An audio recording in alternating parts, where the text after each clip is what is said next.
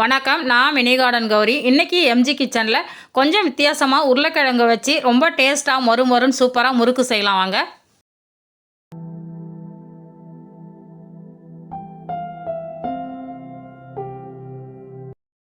முறுக்கு செய்கிறதுக்கு ஒரு அகலமான பாத்திரம் எடுத்து வச்சுருக்கிறேன். இதில் 3 கப் அளவுக்கு பச்சரிசி மாவு சேர்த்துக்கலாம். இது வீட்டில் அரைச்ச பச்சரிசி மாவு தான். அடுத்து உளுத்தம்பருப்பும் உடச்சக்கலையும் வறுத்துட்டு அரைச்சி வச்சுருக்கிறேன். அந்த மாவு 1/4 கப் அளவுக்கு சேர்த்துக்கலாம். அடுத்து இதுக்கு தேவையான அளவுக்கு உப்பு சேர்த்துக்கலாம். நான் 1½ டீஸ்பூன் அளவுக்கு உப்பு சேர்க்குறேன். கூடவே கொஞ்சமாக பெருங்காயத்தூள் சேர்த்துக்கலாம். அடுத்து 2 டீஸ்பூன் அளவுக்கு வெள்ளை எள்ளு சேர்த்துக்கலாம். இது கூடவே 2 டீஸ்பூன் வெறும் மிளகாய்த்தூள் சேர்த்துக்கலாம். இது எல்லாத்தையும் சேர்த்ததுக்கப்புறம் ஒரு விஸ்கு வச்சு நல்லா எல்லாமே ஒன்று சேர்ந்து வர மாதிரி நல்லா கலந்து விட்டுடலாம். இப்போ இது எல்லாமே நல்லா கலந்து வச்சாச்சு. இது அப்படியே இருக்கட்டும். அடுத்து 1/4 கிலோ அளவுக்கு உருளைக்கிழங்கு நல்லா வேக வச்சுருக்கிறேன். இதில் இருக்கிற தோல்லாம் உரிச்சிட்டு கொஞ்சம் பொடிசாக கட் பண்ணிவிட்டு ஒரு மிக்சர் ஜாரில் சேர்த்து நல்லா நைஸாக அரைச்சி எடுத்துகிட்டு வந்துடலாம். தேவைப்பட்டால் கொஞ்சமாக தண்ணி சேர்த்து அரைச்சிக்கோங்க. உருளைக்கிழங்கு நல்லா நைஸாக அரைச்சி எடுத்துகிட்டு வந்துட்டேன் பாருங்கள். தொட்டு காமிக்கிறேன் பாருங்கள் எந்த அளவுக்கு நைஸாக இருக்குது பாருங்கள். இந்த மாதிரி அரைச்சி வச்சுக்கணும். நம்ம ஏற்கனவே மாவு கலந்து ரெடியாக வச்சுருக்கிறோம். அதை அரைச்சிட்டு வந்த உருளைக்கிழங்கு பேஸ்ட்டை இதோடு சேர்த்து நல்லா கலந்துக்கலாம். ஒரு முறை நல்லா கலந்து விட்டுட்டு அதுக்கப்புறம் தண்ணி தெளித்து கொஞ்சம் கொஞ்சமாக முறுக்கு மாவு பதத்துக்கு கலந்து எடுத்துக்கலாம். உருளைக்கிழங்கு பேஸ்ட்டு சேர்த்து இந்த மாதிரி கலந்து வச்சதுக்கப்புறம் ஒரு 2 டேபிள் ஸ்பூன் அளவுக்கு எண்ணெய் சூடு பண்ணி வச்சுருக்கிறேன்.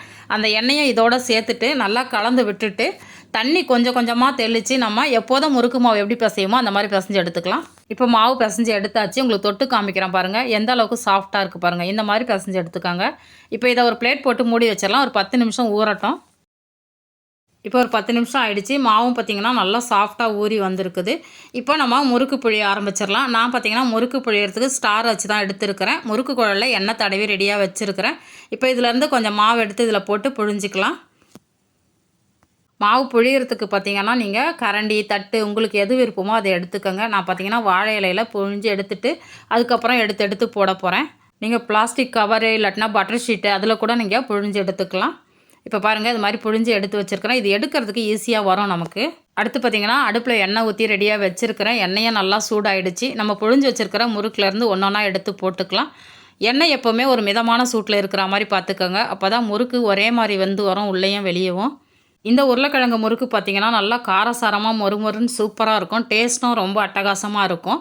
இந்த முறுக்கு பார்த்திங்கன்னா எண்ணெயும் ரொம்ப குடிக்காது. அதே மாதிரி நீங்கள் 15லேருந்து 20 நாள் வரைக்கும் வச்சு சாப்பிட்லாம். ரொம்ப சூப்பராக இருக்கும். இப்போ முறுக்கு போட்டுட்டு ஒரு சைடு நல்லா வெந்ததுக்கப்புறம் இன்னொரு பக்கம் திருப்பி விடலாம்.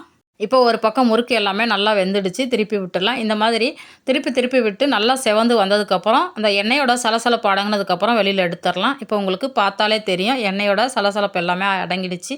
இப்போ வெளியில் எடுத்துடலாம்.